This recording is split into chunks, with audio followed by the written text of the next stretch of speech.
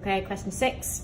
So you can start off using the formula that you have on your formula sheet. So you know that tan A minus B is tan A minus tan B over 1 plus tan A tan B. Difficult thing here is working out what two values, when you subtract them, give you pi over 12.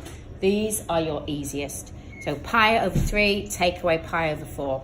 So you simply substitute those into your formula and then you put them in your calculator.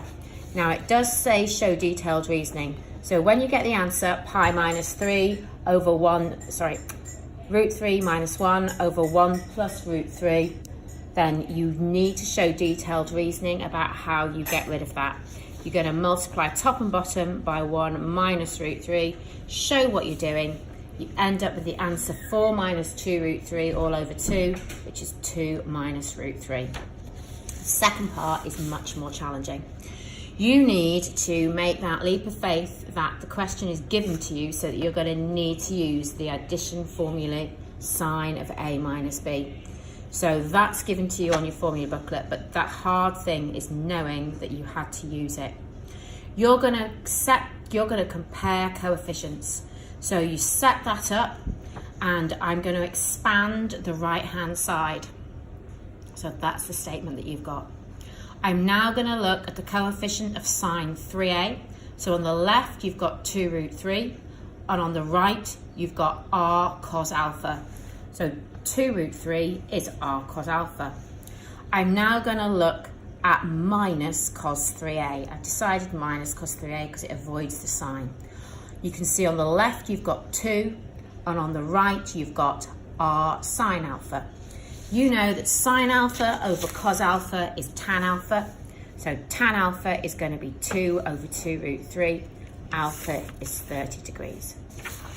You know that r, the easiest way for us to find r is the square root of a squared plus b squared.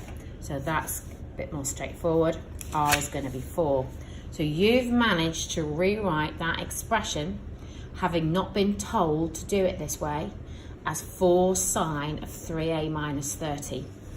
You now go to the question, and instead of solving 2 root 3 sine 3a minus 2 cos 3a equals 1, you're going to use what you've replaced it as, 4 sine, open bracket, 3a minus 30 equals 1.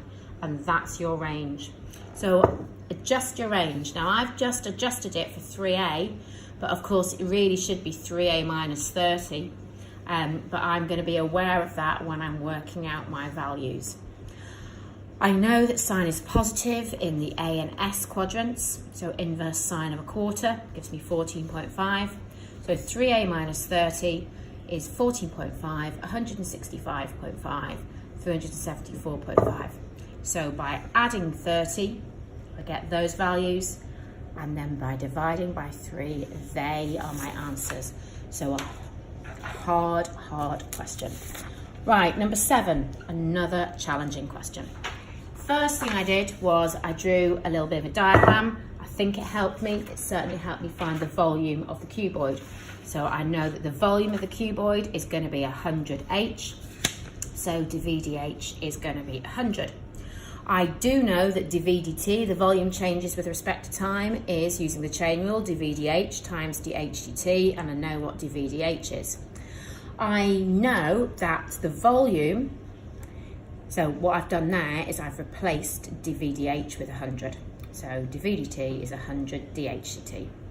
Right, unfortunately, it's not straightforward. You can see, although the volume's increasing by 25, it's also losing 4h squared, which makes it so difficult. So I replaced dV/dt with that, which gives me this question here. Now I know the h's have to go with the dh, so I rewrite it to make it feel a little bit more easy.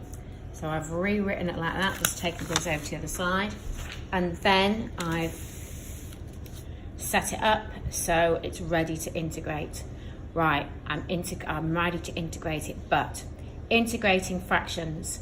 Right, I go through, I can't split it up over a common denominator. There's none of my little integration tricks I can use, but the denominator will factorize, so it's partial fractions. Factorize that denominator, okay? And then set it up as partial fractions. You know, it's a mammoth question. You add those fractions together and you're ready to go. I'm gonna let h equal 5 over 2, which gives me a as a tenth. I then let h equals minus 5 over 2 and do all that stuff, which gives me b as a tenth. So I put it back in. It's not even a straightforward one. It's horrible, okay? Absolutely horrible. So I take out a factor of a tenth. This is the way that I found easiest to integrate it. I take out a factor of a tenth, it's all about this left-hand side. And then I'm thinking about how I'm going to integrate these. So I know that it's in the form that I can use ln, so I adjust it. So for each integral, I can use ln.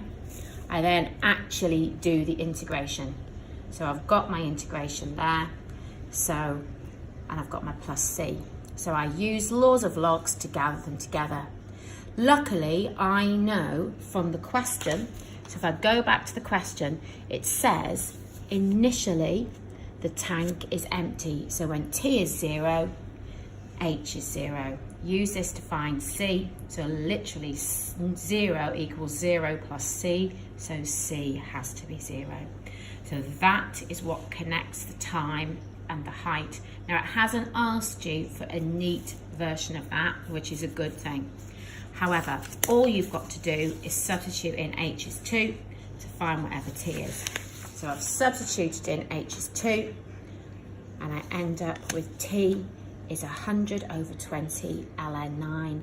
T is 5 ln 9. That's a monster question.